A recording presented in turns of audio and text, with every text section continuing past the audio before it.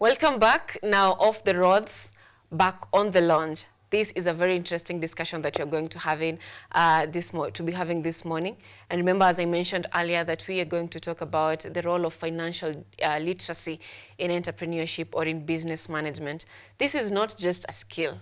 This is something that is a necessity. You need to have it. I mean, there is no other way about it. You need to be literate in terms of how you manage your finances, in terms of how you manage your business. Because we mentioned earlier that 46% of medium and small enterprises fail within their first year just because of lacking knowledge on how to run their businesses, how to ensure that they keep their records, how to ensure that they monitor their cash flow, and just the general knowledge of how to manage their business, how to get the funding. That is something that we are going to end this morning, because with me in studio, I have the guests in studio. It's very exciting to have them this morning because, as I mentioned, we have Paulette in studio who associates herself mostly with students, and also Douglas, having 15 years of experience in the world of finance and economics and planning and everything in between. So it's very interesting to have them on board this morning. Begin with you, Paulette. How are you this morning? Thank you so much for having us today. Paulette Wangui Karanja, a student at Kenyatta University, pursuing Bachelor of Commerce Finance option, as well as the Finance Secretary of the Finance Society of Kenyatta University. I'm also a student member at the Institute of Internal Auditors Kenya, which brings me back to my passion to financial literacy, risk management, and governance and control. Today, as we dive into the topic, as you've mentioned, the role of financial literacy in entrepreneurship, we hope to share experience and expertise and hope to bridge the gap out there with young entrepreneurs. Very interesting. Douglas, how are you this morning? I'm quite fine, Sylvia. How are you doing? I'm doing very fine. Interesting. Yes. So please tell us what you do. Thank you very much for having me. I'd like to mention that I'm a proud alumni of this university. I left here last December with an MS in finance. So this is my alma mater, so to speak. I am currently a chief finance officer for a government institution by name Kenya Safari Lodges and Hotels. We are largely based at the coastal strip, and we also have a presence in Nairobi. Yeah, that's what I do, and my background is finance and accounting. Interesting. Yeah, thank you. So how often do you interact with youths especially? I say quite often. Part of my team, they are largely composed of young people. So I think I've made it deliberate to hire young people whenever I have a chance, because of the energy, the skills and the expertise they bring on board. So you trust on the youth, and no one else does, you do? Yes. And secondly, I also do mentorship programs. My other university is KZ University. I did my bachelor's there. I also did CPA there. So we have a mentorship program where I go back there from time to time to have a chance to speak to these students. So this is my arena, so to speak, and I'm very passionate to take care of the next generation of professionals. Yeah, thank you. Thank you so much. Now, Paulette, Yes. you interact with the youths every day in class, in Yes, we mentorship do. programs. Yeah. How is it like? It's interesting. It's interesting because we bring fresh knowledge. We have different ideas and opinions about businesses, about how the world is going, what is really affecting us, how we want to get into the world also to position ourselves. So I can say it is always an important aspect in life, because it opens up our ideas and minds to hear from other peers, as we so to speak. So it's interesting, and I acknowledge it. The interesting part of Yes. We normally say on Biashara Tuesday that the secret to, the shortcut to success is having a mentor. Yes. That is always in every show that we'll be having this morning. That always finds a way of getting into the conversation in one way or another. So in your experience of having mentors, how has it worked for you? It is, and that's why I am today, because it's not that push. You can do it. You can do it. We've been there before. The road that you're taking, this is the right one. If you fall back, they'll be there to correct you. They'll be there to guide you. So yes, successful people, they have someone behind you, and most especially they're the mentors. Yes. In your interaction with the youths, what is the biggest challenge the youths face in terms of when they are beginning their businesses or they want to begin their business? What is the biggest challenge that they're having?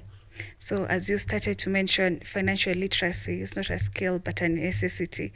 So what it entails is the planning, the budgeting, understanding what just the business is. Of course, you're starting entrepreneurship, you'll solve a business. But beyond that, now there's the matrix behind it. Now that's the financial challenge that we go through. Trying to budget the cash flows, trying to separate business and personal matters. I can say that's one of the biggest challenges that we overlook as youths. Yes. Someone just thinks, I have a business idea, so Yes. I can do it. You can do and it. then it ends up backfiring. Yeah, because the knowledge behind it, you really have to have the plan. Yeah. So Douglas, how would you Yes, sir. define financial literacy in an entrepreneurship perspective? Okay, thank you very much. This is basically a set of skills required from a finance perspective to be able to guide you and assist you in your entrepreneurship journey. So basically, you need to know, because we all get into business because we want to turn it around, right? And we were having a talk before this that money is king. So you should be able to know how to manage your cash flows. Many of the times people get into business, but actually they cannot be able to give an account of what is happening in terms of the inflows and even the outflows. How you budget, how you plan, my colleague has just said it, how you forecast. I want to get to this level. What are the steps? So I can say this is the engine of any entrepreneurship journey. You cannot purport to be, in this journey of entrepreneurship, and you cannot be able to, have a concrete plan of how you'll be able to manage your finances. So basically, and it's also closely linked with personal finance management. Many of the times we talk heavily of, how to manage business finance, but we forget that it begins with us. So this is the journey, so to speak, that it all encompasses, and it's everything in everything as pertains to entrepreneurship and all that needs to happen in that space. How does it translate to business success? The first thing is that if you manage your finances very well, you have the skills, you have the know-how, then you'll be able to put money is a scarce resource at any given point. So you'll be able to pick on the critical points, right, to ensure there is business continuity to first begin, because you don't begin to fail. You don't begin, it's not a start-stop. So you must make sure that this, my colleague is talking about the challenges of even accessing this finance at that level, because now we are looking at the young tax.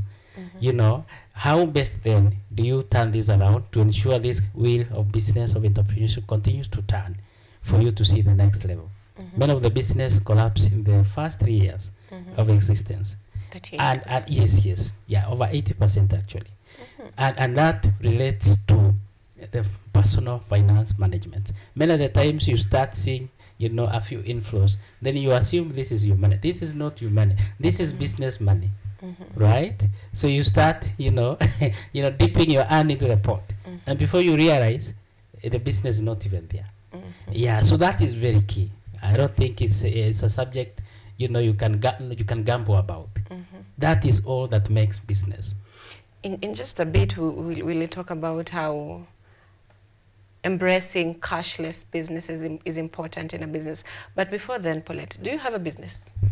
Currently, I don't have any business. Have you interacted with someone who has a business, like a young person who has a business? Have you walked through the journey with them? Yes, I've had a couple of stories from friends and also members. Yes. How has financial literacy worked for them? It equips them now with the knowledge that we've been told about, because you'll understand that you're excited about the business, you're excited about the profits that come after it, but you are not looking forward to few years to come. Where will I want to be? So for them, in our minds, you're like, we're not starting it, not realizing that we're also going downwards trend, that you're going to lose the money. We're also using it for personal businesses, which is intended to be used for the business. Yes. You've mentioned a very interesting point, that as you're beginning a business, you look at in a few years to come, where will this business be? Yes. Is that something that is common among young people, especially, or among startups? Do they have that vision that in this number of years, I want to be this, or they just begin a business just to begin a business? Judging from the fact that a few startups make it in the couple of 2 to 3 years, I am in a position to not believe so. Because if the planning is to 3 to 5 years, the forecasting, of course, the break-even analysis, we say it in the finance area, that it won't immediately come, but it's a learning, it's a process where the cash flow is invested, you invested so that you can be able to earn the whatever you had invested back. So for the startups, I believe it's not something that they see it or plan it before as they start their businesses. That's when they end up falling back. Yes. Lack of planning. The lack of planning. Okay. Now, Douglas, I mentioned that we will talk about cash flows. I've talked to a number of business people, Okay. and they say that the easiest way to manage your finances is to ensure that you go cashless. Okay. Is this narrative true when it comes to a business success? I'll say it has a very great component of business success. Why do I say so? You know, you build a business to outlive you. That's the first thing. The second thing is that you do not need to be the policeman of the business, because the greatest challenge of businesses is the human capital, where you trust people, you know, and you know, you have this huge business, but a percentage of it going into people's pockets. And so there's a huge challenge around there. And many people feel like bosses. You know, you began a business, you no longer think some of the things, they are beneath you. You know, you leave them, you know, to other people. What do? You know, they sell, they do what they must do into their pockets. And before you realize, you have a shell. So cashless, you know, businesses, cashless way of payments is very key. However, key to say is that build structures and have strong internal controls, right? I'll give you an example of a supermarket. They don't insist that you must pay cashless. A petrol station is another example. But they must have structures of internal controls, how they account for all their revenues. You know, revenue is the end point of the product or service. But it's a whole journey, you know, the controls you have, how you account for your, be it goods or services. So because you build a business to be run by other people, you know, at some point, you may not see that as a challenge, but at some point it will overtake you as an entrepreneur. So you need proper structures to ensure that your coins, that which you call yours, which will spur and continue to grow the business, is well accounted for, and all ends in one basket. And so cashless is a very key ingredient in that process. However, not in isolation.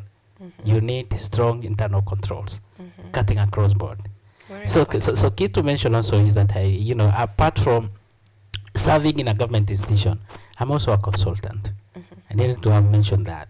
I run a firm, I'm an auditor, you know, in the area of tax, and I consult for major and you know, businesses across board. Currently, I'm consulting for some business in the solar industry, running into tune of billions. So what do I need to say is that in this journey equally, you need people, you know, the right people at any given point. If you're talking about sales, make sure you have the right person there. If it comes to finance management, because you see, as an entrepreneur, be bogged down with very many aspects of running the business. Make sure you may not afford them to begin with, but make sure you have people to reach out to, some even on pro bono services. We do that more often than not, and we support this business because we know at some point they'll be able to get to a level, support the society, the economy, hire young people, and you know, it is a ripple effect. So there are people willing to support you, be it in your family, in your circle of friends, but you cannot be an island in this journey because you cannot be an expert in every field. No one is ever that. Thank you. Thank you. Very interesting. You cannot be an island in this field. Yeah. So for any business success, you need to talk to experts. If you can't Talk to afford people them, across board. talk to someone who has done it, someone with Yes. experience. Now, there's a challenge. I think Paulette understands this. There's a challenge when it comes to young people getting into business.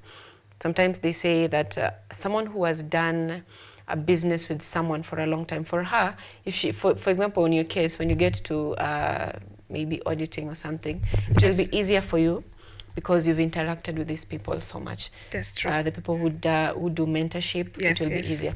But now this is a business person who wants to venture in a totally new thing. No experience, no nothing.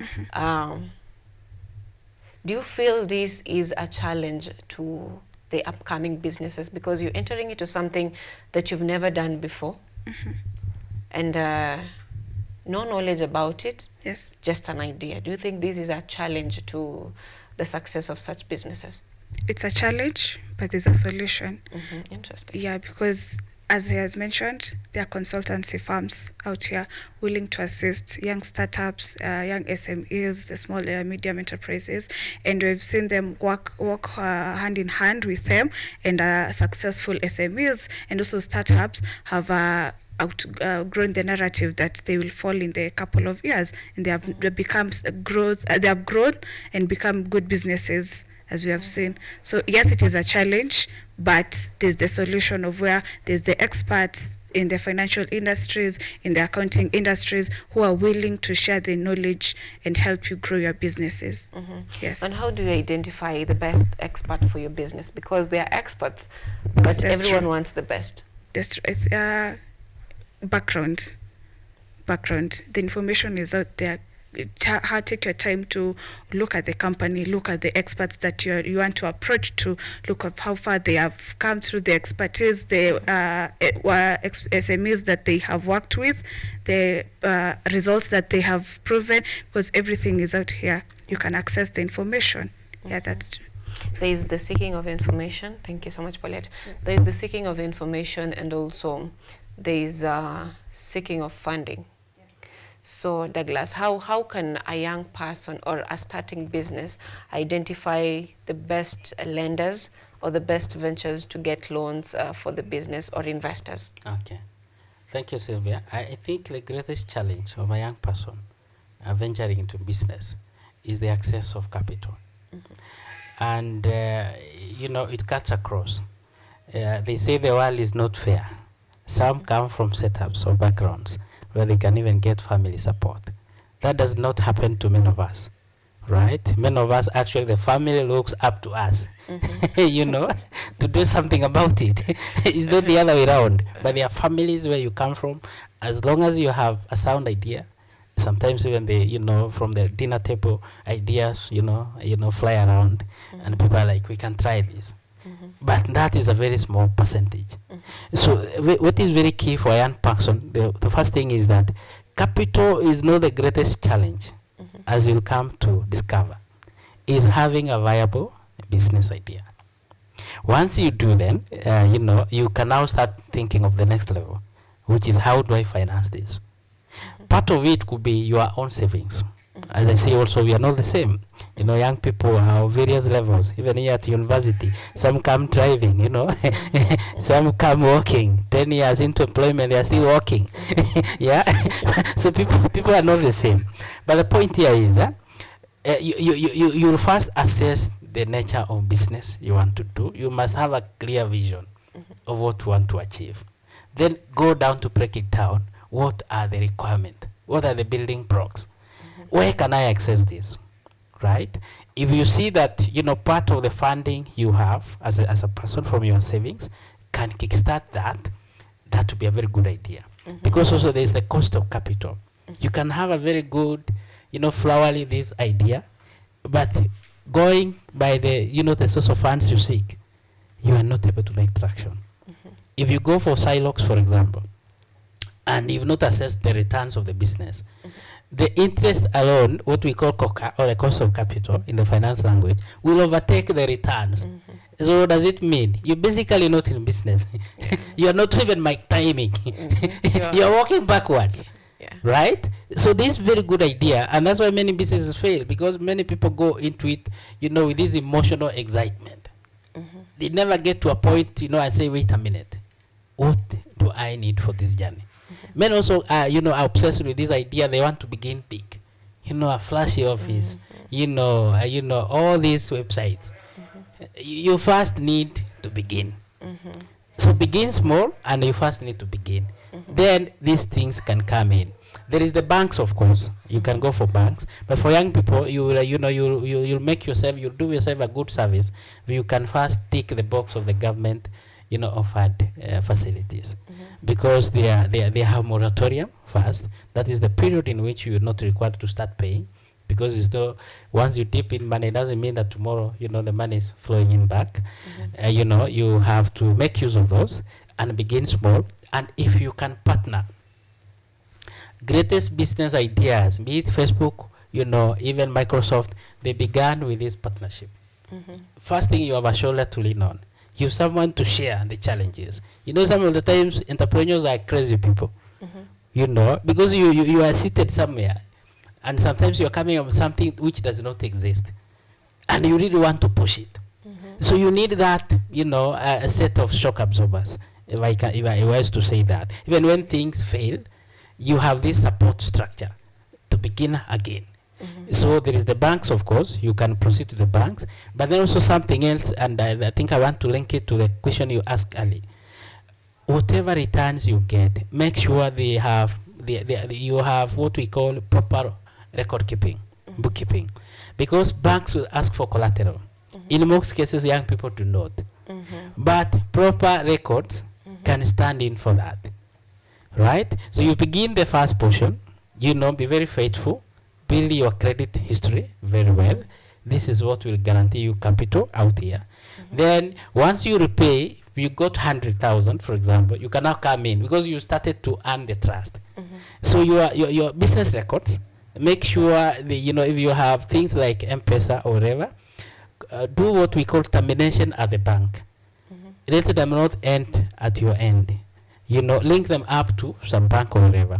So with those activities, that alone can guarantee you more access to some more funding. But if you operated, in a cocoon somewhere, closed, it's your pocket and your customer, no one knows, right? You have no financial records to show to anyone. So those are some of the things which are very key. For now, we cannot talk about great financing. Of course, good proposals, people are good in writing good proposals, the business plans and whatever. Now you can access funding locally and internationally. There is financing, not much. You're not going to run into your social media platform and raise money to a stranger. It doesn't happen. So let's not be under no illusion as a young person. About this aspect of financing. You should say no one owes you anything. The world does not owe you anything. So do not feel like people need to give you money by virtue that you showed up. That is not how the financial system works, right? Do that which you must do. Then people will start believing in you and they will support the cause. Yes, I think that's the biggest challenge the youths have, thinking that since you showed up, or because you're just a youth, or ladies say I'm just a baby. They think just by being a baby, you need to be supported, to be funded. People owe you. And you've mentioned something interesting earlier on. We mentioned that businesses going cashless is a good thing, and when we say cashless, I think it's shifting to payment through mobile and all that. So anything. Can banks take your M-Pesa statements if they didn't end up in a bank, but you have the statements? Maybe you're using a Pochi la Biashara, you're using a till number, pay bill. Can banks take that as a collateral or as a record, your record, before giving you a loan? Yeah, banks can take that as a source of some business records. But remember, these also young people are very interesting in the sense that they can even make those things. So banks tend to trust more their record. They don't tell you that. They can tell you, ask you, you know, the level of strength they attach on it, you know, vis-a-vis the other side. The beauty of a bank is that you do not have to get even funding from that very bank. Once you have this statement, you can hawk it around and see who gives you the best. Of course, we live in this space, and M-banking is part of it, which now locally we call M-Pesa. They serve a purpose, right? They serve a purpose. Remember, M-Pesa is not a bank. This is one thing people have never appreciated. It plays a very key role in financial inclusion. Actually, my thesis was on financial inclusion in this very same university, and the youth in Kenya and Nairobi CPD. So I've always been, you know, focused more on the young people because of the potential they hold. However, it is also key to appreciate, as much as they'll serve you, align yourself to some, you know, major financial institution. Yeah, because then again, M-Pesa cannot lend you, for example. It is a record, yes, but the level of strength attached to it is not comparable to a bank statement. I don't know whether I'm making some sense. You are making sense. Yeah. It is making sense. Now, Poland, what are these avenues or species or opportunities where youth can get funding for their businesses? Yes, as they have been mentioned earlier, that the people, we come from different backgrounds. So there we have parent support who are willing to chip in with their business idea to help you grow your businesses, as well as savings. You can save and invest in your business, as well as now the government that comes in. We have the ones that they support the youth development, and they also support the youth funds for those who are starting up businesses. There's also angel investments and venture capital, where you can pitch your business idea to investors, and if it is a good business idea, they'll be able to chip in and enable you to start your businesses and see you grow. There's also crowdfunding, where you can just apply your business for the funds online, I believe so, and then you be able to get funds to support your business idea and grow up your business too. Yeah. Interesting. If you can allow me add something. Sure. On the issue you asked me about M-Pesa, you know, the moment you go to any funder and you indicate that your only, financial record you have is M-Pesa statement, already in the back of their mind, two things click. They don't tell you this. The first thing, this is a small business. No one wants to be associated with smallness. Aspect number two, you have what we call incomplete records. You don't have proper financial records. So this is a very key, aspect in their decision making. In the back office, it's not what they announce to you at the front office. In the back office, they are like, if this is your level, they classify you at Mboga level, right? So anything they were to approve for you, already you can see, we cannot, do away with the aspect of human biasness. You are dealing with a physical human being, and their biasness plays a key role in the decisions they make pertaining your issue. So the key is to prove yourself first before exactly. getting into it. Now, how does someone identify the best lender or the best place to get a loan? How does someone align themselves with the best? Thank you very much. That is also a give and take. There is no absolute answer to that question. It depends even on your environment. And even your exposure, because you can only argue or talk about something you already know. As we talk about banks, there are other cheaper options in the market, but can you access them? You get the point. Yeah. Can you actually access them? Do you know where they are? Do you know the steps? Do you have someone to hold your hand there? Is there someone who will put your hand on the line for that? If you follow the impeachment of the former deputy president, you remember Gachagua. You remember at some point, the Sons accessed 600 million. I'm not sure many of our students can be able to access that for some hotel somewhere in Nyeri. So what am I trying to say? For you, the first thing is to scout the market across board. Have this information. Seek for that information. Get to understand, research. Many young people are endowed with this technology aspect. You can research from the comfort of where you're seated. Research. Then once you've identified, and of course the cost of capital becomes a very key component, then see how you can access there. What are the requirements? Which support do I need to have some people stand in for me, provide that much needed guarantorship? You know, this is my daughter, this, you know, you lend them. In an event, this doesn't happen. Such kind of stuff. Because we are looking from, we are looking at it from a background that collateral is not much of a discussion here.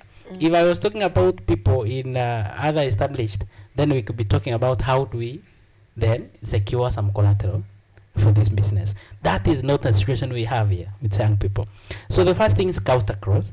There are also situations where you may be forced to go for very expensive capital if you have an opportunity and the opportunity is disappearing if you cannot take advantage of the moment. And the key thing is discipline. Some of these things, even Shylocks, they are not as bad as we say, but discipline. If you wanted something to bridge the gap for a day or two for a week, you can access these funds. It is not as bad. But if you know you cannot be financially disciplined, you rather not. Because they erode all your gains within a very short time. The kind of cost of capital across that space is crazy actually. It's something you don't even want to think about. But there are instances where that can be the only lifelong.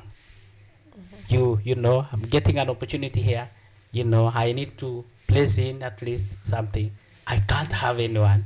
Rather go in there as I sort out my own issue. So it's a whole science in itself, you know, and that's why you also need people to, because every situation is unique from the previous one. So you need people, because you cannot be an island on yourself. Have people who you can run to seek guidance. For students, you have your lecturers across. You have few friends like us in the industry. So you can always reach out and we can offer the much support we can. You'll discover even some of the funding you're struggling to look from these, you know, dungeons, so to speak. Even an individual could hand you. Yeah, an individual will place 100,000, 200 on your table. So long as you give them assurance. Yeah, without much struggle. I wish we could be having some more of those individuals. Now, Paulette, maybe if you answer the same question, what do you think is the best way or the best place for someone to align themselves for this funding? I believe we start by looking for the information, first of all, and we appreciate that everything is going digital, most of it, right? So with the phones at the palm of our hands, with accessible internet, you can be able to go through and look at the ones that align with the business idea that you want, because they all can't be the same, and we all can't have the same business idea, and they all can't fit our business ideas too. So looking at the ones that will fit and align with your goals and whatever you want to achieve in the period that you want to, and also assessing yourself, is this the best option that I have? Is this the best option that will help me grow my business? Is it the best that will enable me to get the capital at the right time to start my business? So yes. So the key is do your research. Yeah, you do your research. Help at least have an alternatives so that you can pick from the best, because as well we are not all going to start the same business, and not all businesses require the same amount of capital to begin with. Yes. Just like you said, every situation is different from another. Yes, it's very different. Now let's talk about Kenyatta University Finance Society. Yes. How does it bridge the gap between theory and reality? Okay, we have our weekly meetings every Tuesday where we engage with students, and we have interesting topics like this one, the role of financial literacy for young entrepreneurs. We bring experts and professionals who've been in the field to talk to us, to tell us what is it like in the outside world, so that we can be able to understand whatever we've been taught in class, is it aligning with the practicalness that is out there Yes, so that's one of the ways that enable us to understand the reality of whatever we learn in classes. Do you do like visits to the farms, to the small businesses, or it is them who come to you for advice? They work in both ways. We organize corporate visits to farms, to organizations, to institutions that are in financial industries, and also startups, and also the businesses themselves, and as well as having them on board to come to school to enable the students to understand what is the services that they offer, what are these opportunities that are there that we can be able to access. Yes. Now, back to Douglas. How effective is mentorship to financial literacy and the success of businesses, of people who get into mentorship? Okay. Thank you very much. I think mentorship is very key in any space, not only in business or financial literacy. And so as a young entrepreneur in this space, you need to, point out the people you'll be running to for any guidance. So mentorship is very key. The first thing is to encourage those people who've gone ahead of us to come back and mentor the young people. They cannot walk alone, right? You may have escaped because you see some of our parents or people, they left university right into employment. That's no longer the case. People used to be posted. You leave school, you have a posting letter, but now that the situation is different as we speak, most of us actually are not going to be absorbed. It's a fact, it's a reality which you cannot run away from. So what is very key is that we find people, industry captains, to come around, mentor the students, the people who have business ideas, and they have the potential to even outdo them. Secondly, you as a young entrepreneur, map out. This is your responsibility. Unfortunately, no one is going to do this for you. Map out to people, approach them. Many people are very approachable, actually. It's not that we assume. Probably they are so busy, they may not care. But reach out, go to these offices, you identify a contact, reach out and say, hey, look here. So and so, I'm seeking for this. I'll be requesting for a few minutes of your time each week, each month, to have a discussion around this space. And you'll be able to be guided and mentored in that space. So my advice will be that mentorship is very key. As I said, business has ups and downs. So you really need people who you can go to. They tell you, but that is normal. That's kind of small statement. Yeah? When at the times when we draw our business plans and the graph is always painting up, that is not what happens in business. There are these dynamics. Look, for example, COVID. Who envisioned that we'll have that scenario? And many businesses never made a comeback. And now that was an extreme. They are now cyclic dynamics from day to day. So you need people who can tell you, can read the economy. Now we have a finance, bill coming up, which we call is the budget. If you are in the space which is affected, you need to make adjustment ahead of time because you take a hit on yourself, on what you do. So these are kind of things you need to engage with the right people in any given space, and you'll be assisted.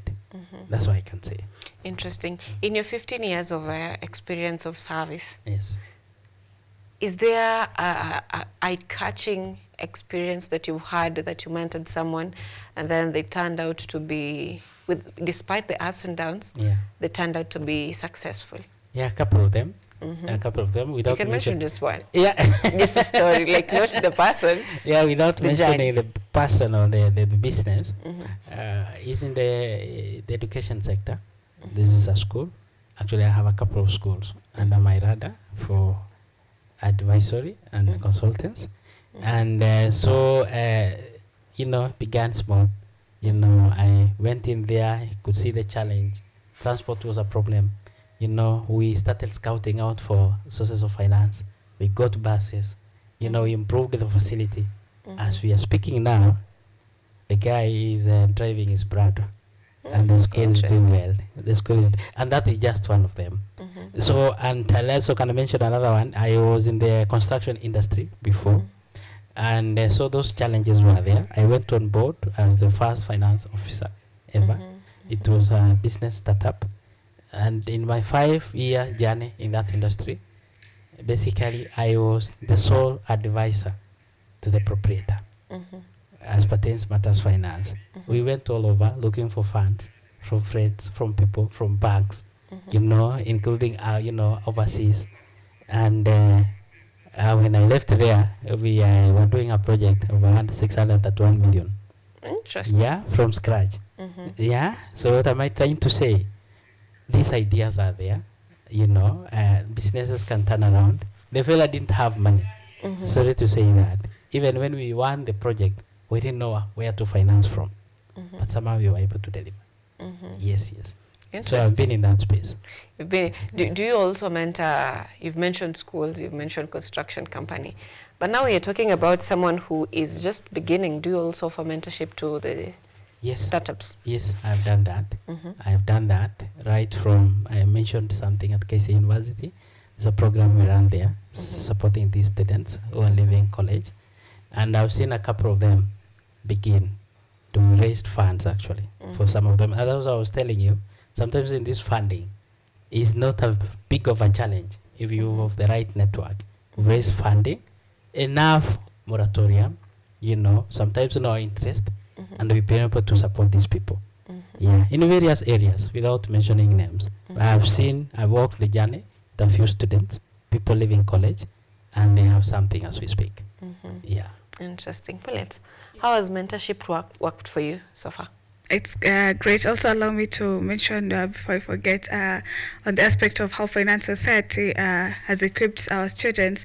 So today, we have organized our National Finance Summit for each and every student out there is welcomed at BSSC Room 14, where we have experts joining us from different fields, from investment to speak about investments, budgeting, savings, income as a young entrepreneur. So our theme is sustainable economic growth, themed to young financial literacy for young entrepreneurs.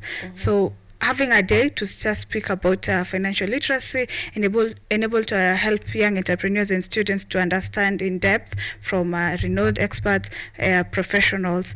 It's also one of the ways we help students. Yes. So it has worked both for you and for those who are in the society. It works, and as my senior has mentioned, they are approachable. We approach them and they give us opportunity to go and also attend the events. I'm a partial member of one of the coffee dates organized by an institution. We attend them, they listen, they engage with us, they're able to help us understand what is it there, that it's not the process that we are going through, the road that we are taking, follow this, follow that, do this, and we appreciate so much. The mentorship has worked. It helps us to start earlier, because I believe in our education, there's also those papers that you're supposed to do, the certifications that we may not know, but unless you ask, unless you were guided through, you'll be able to understand that I can be able to do my bachelor's, and if I have an opportunity, I can also be able to equip myself with these certifications that will enable me to and place me in a better position when I get to look for the employment. Yes. Interesting. Now, in the sessions that you have, do you offer in-depth training? Because there is one thing about having a business idea and knowing that this is how my business should work, but do you offer trainings, in-depth training on how you could write the proposals, how to pitch to these investors, how to get funding, how certain ventures will work for specific businesses? Yes. Like, do you offer in-depth training? Yes. To your members? Yes, we do that through partnerships with institutions and also other members, stakeholders who are interested in the mentorship programs, that by organizing webinars and also physical sessions and inviting them, just having a day where they can just talk about how you can be able to place yourself out there, how you can be able to catch an investor, to be able to invest in your businesses. So yes, we do that practically through the webinars and physical meetings by inviting them on board. Interesting. Kuna mtu nyumbani sasa anauliza hii Kenya manze hakuna kitu ya free. Is it trainings? Are they paid for or are they free? They're not. Most of them are actually at free. You just have to log in with your phone, have data, And it's a session of probably 1 or 2 hours. Yes, we have the guest to speak about a specific topic, on about probably the pitching of your businesses, and also how to position yourself in the industry, the trends that are happening, how to stay adaptable, how to plan, how to budget in the practical world. Yes. Is it only for university students or for the general public? I believe it's for general public. Yes. Interesting. So, you mentioned kuna watu wanaweza nipiga nyumbani nisipouliza hii swali. There is one thing about knowing that Kenyatta University offers this training, but there's also another thing, knowing when and how. Yes. How do you give this information to the public? Our social platforms. We've tried to we always try to make sure that we update them as soon as possible through our media platforms, our Twitter handles, our Facebook pages, our Instagram pages, LinkedIn, and also our WhatsApp group, and also mobilizing students to share with other students, because once we share, that's how it gets out there. What is, how do you identify your social media platforms? Finance Society, the Finance Society. Yes. Finance Society all through WhatsApp. Yes, Finance Society of Kenyatta University. And our motto is demystifying the finance knowledge. Okay, yes. Interesting. Now, watu wa nyumbani today got you covered. Nimeuliza maswali yenu yote. Now, as we bring this home, Douglas, what advice would you give to aspiring young entrepreneurs, not just in the digital setup, because right now, mostly, I think we've been referring to people who are in campus. There's this person who left school, maybe because of reasons that were unavoidable, and it's back ako ushago. And the only thing he knows or she knows is maybe kupanda mboga nyumbani, or kuuza sokoni, or kuchukua bike. So how would you advise such a person? For me, my advice would be start where you are and start right there. There is no formula. Just begin. The first thing, map your ideas. It begins in the mind. Try to determine what is it that you want to do. Because you cannot be all over. Try to determine exactly what you want to do. Begin where you are, right there, with what you have. Then from there, start looking for other help, in terms of people to help you in terms of financing, people to help you in terms of business ideas, business advisories. What do you need to do? How do you need to keep your records? Who do you need to see? How do you need to approach the bank? What do you need to have an account? Those are now, the add-ons. But the first thing is to begin. And many people are willing to partner with aggressive people. As long as they can see that, many people are willing to come on board. You see, if I can afford 10,000, let me use that example. I don't want the 10,000 to be lost. I can give you as a gift, but I want to see something out of it. So the aggressiveness, how you come out, how convincing are you? It's not just saying, how convincing do you? How do you lose sleep over some of these ideas? How crazy have they driven you? People are able to pick that. You don't have to tell them, but in your interactions, people can see, and they're like, let me give it a shot. I'll have my chance on him. I'll have my chance on her, and people are able to go far. There are people who need something like as small as a bail, from somewhere, and they can turn their lives around. You see, that is not something to struggle so much to access, even the funding, But the key thing is that get the skills. Some of these trainings are free, apart from even from Kenyatta University. If you go to YouTube online, all you need to do is go to places where you can access even free Wi-Fi. Do your research. Once you do your research, begin. Trust me, people will see it within your circles and even beyond, and people to come for your help. And not everyone can be in this, this digital space.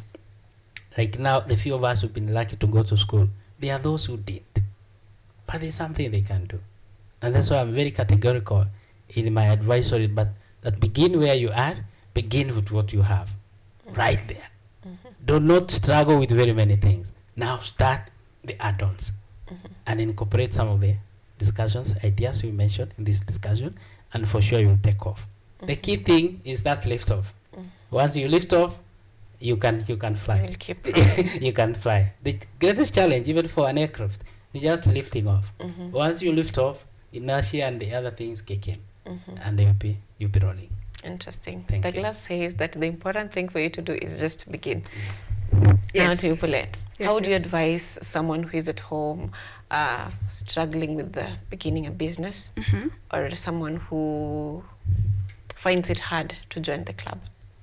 Okay, I'll start with the first one, understanding the challenges and also how do you maneuver through it. First, you just have to plan. You plan and also put in mind that the business world is also changing, so you have to stay adaptable and also mitigating your risk. Yes, you have to have the risk management because you never know what will happen. COVID-19 just came abruptly, but a lot of business were not prepared, and that's why we need to have risk management structures put in place in businesses to enable us to maneuver whenever the risks happen. And also seeking networking and also consistent learning. Just be on the move, understand what is it that I need to do, what is this that is affecting my business, how am I supposed to maneuver through it so that I can be able to continue staying on the edge of being a successful business, and also embracing our failures. We learn from them. So just about a smooth flow. The setbacks that happen, they teach us something. Let us learn from them so that we cannot go back from them. Yes. And being a student of Kenyatta University, Yes. Kenyan Society, it's accessible to all members of Kenyatta University. Yes. Through our social media platforms, you can be able to contact us, and also you can be able to join us to our weekly meetings every Tuesday from 5 to 7 at BSSC room 16. Yes. interesting. Every Tuesday Every Tuesday. from 5. From 5 to 7, we have engaging topics about finance and fun moments just to learn and understand what is it that is happening, the market trends. We understand that in the financial area, a lot that is happening. Things are moving digital, investments are being diversified for students also. So there's opportunities for us, not just waiting that when I get to the employment sector is when I'll start investing or I'll start savings. We start as early as now.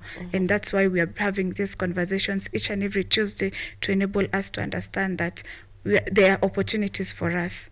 We can be able to invest, we can be able to save as early as now. Yes. Thank you so much. Now, Douglas, this is to you. The last advice. This is specifically to Gen Zs.